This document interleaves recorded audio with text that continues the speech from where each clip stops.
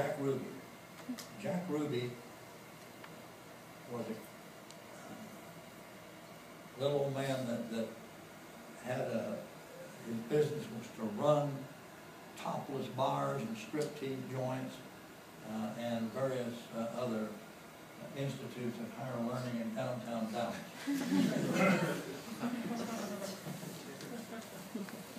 If you look back at that time, there is a full-page picture on almost every paper in the country of Jack Ruby walking up and going, "Pow!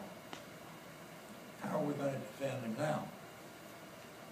We hire Melvin Belli. Now that name probably doesn't mean anything to you, he's long dead.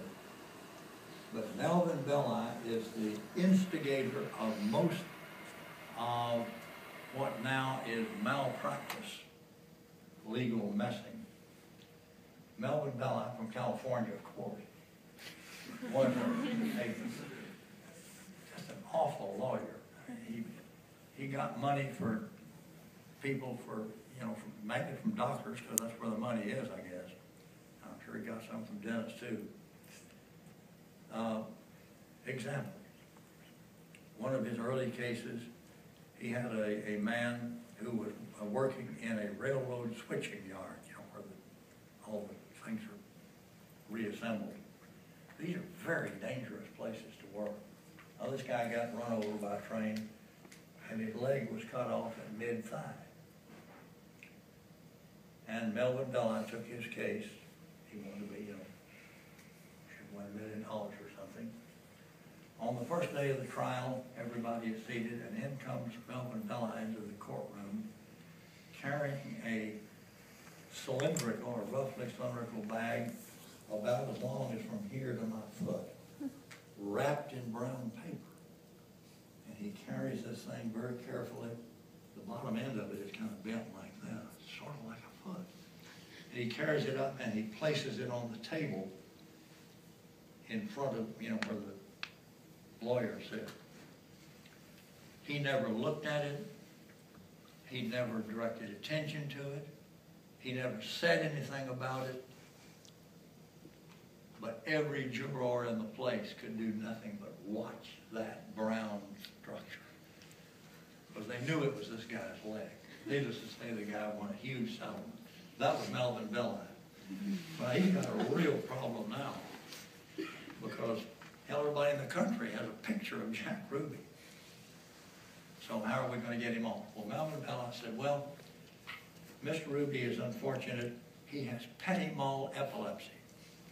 There are two kinds of epilepsy: grand mal, where you have seizures, and petit mal, where you just have it, and then you go on about your business. It's just a small blank thing.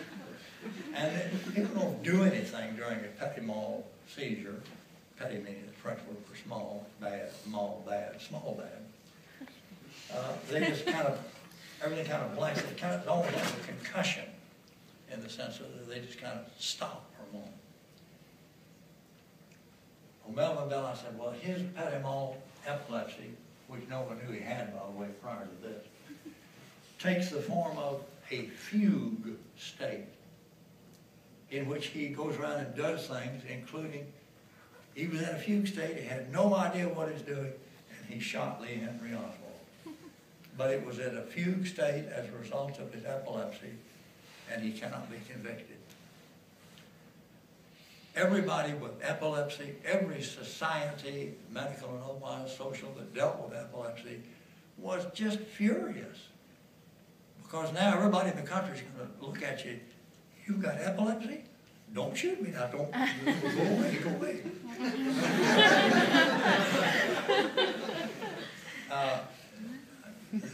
This move is a very serious matter, because if anybody had believed this, it would have made life absolutely, obscenely difficult for anybody with epilepsy. There's no basis for this in fact, of course. The jury fortunately had good sense that he was convicted of the murder of Lee Henry Oswald.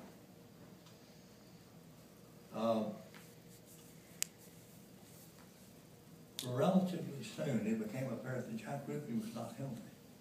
In fact, it soon became apparent he was dying of cancer. He had cancer all the hell and gone over his body. It was an adenocarcinoma. He eventually died. Can I take 2 more minutes? He eventually died in Parkland. He had an adenocarcinoma.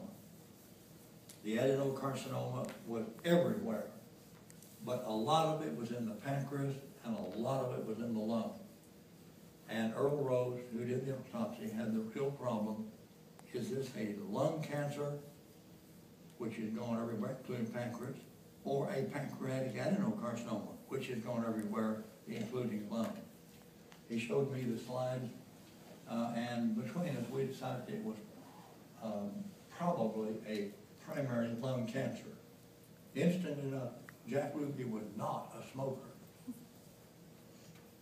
Also, I think he spent his entire life in bars, striptease joints. If there was ever a case of secondhand smoke causing lung cancer, it was Jack Ruby.